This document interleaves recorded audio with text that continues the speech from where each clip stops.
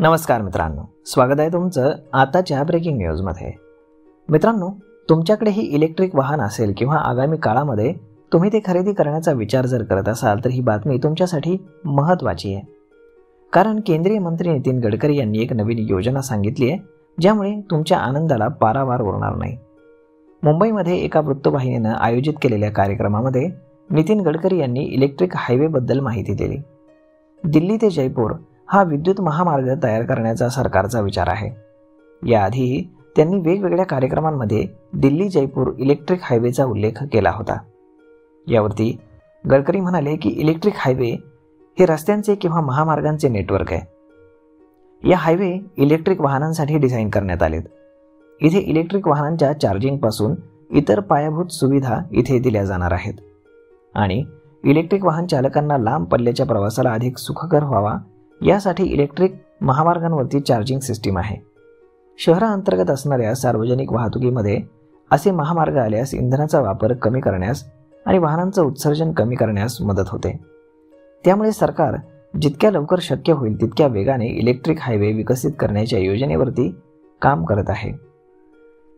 6000 किलोमीटरचे विद्युत महामार्ग बनवण्याचं केंद्र सरकारचं लक्ष्य आहे। तर इलेक्ट्रिक मोबिलिटीचा अवलंब वेगानं करणं आणि देशभरामध्ये इलेक्ट्रिक बसेसची फ्रिक्वेन्सी सुलभ करण्याच्या उद्देशानं हा प्रकल्प पुढील 7 वर्षांमध्ये सुरू केला जाणार आहे।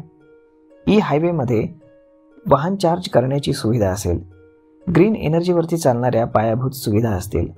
हा उपक्रम 2030 PMS सार्वजनिक वाहतूक सेवा कार्यक्रमाचा भाग असल्याची माहिती देण्यात आली आहे।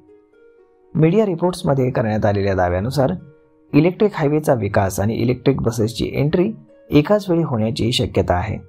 यामुळे भारतामध्ये इलेक्ट्रिक व्हेकल साठीचं जे इकोसिस्टम आहे त्याच्या स्थापनेला गती मिळणार आहे। नवीन ई हायवे चार्जिंगमुळे पायाभूत सुविधांच्या विकासाला गती मिळणार आहे, ज्यामुळे अधिक लोकांना दैनंदिन प्रवासाची इलेक्ट्रिक वाहनं खरेदी करण्यासाठी प्रोत्साहन मिळेल।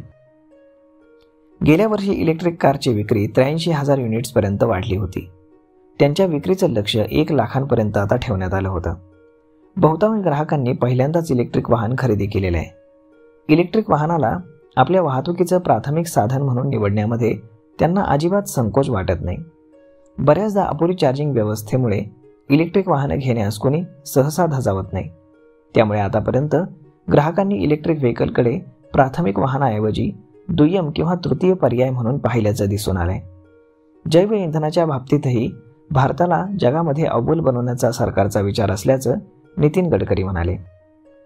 नागपुरामध्ये इलेक्ट्रिक ट्रॉली बससाठी केंद्र सरकारकडनं पायलट प्रोजेक्टवरती काम सुरू आहे, ज्यामुळे तिकिटांचे दर अगदी 30% कमी होईल अशी देखील घोषणा नितीन गडकरी यांनी केली।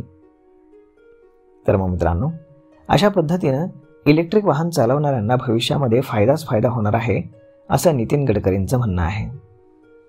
तर मित्रांनो, यावर तुमचं मत काय हे तुम्ही आम्हाला कमेंट करून नक्कीच सांगा।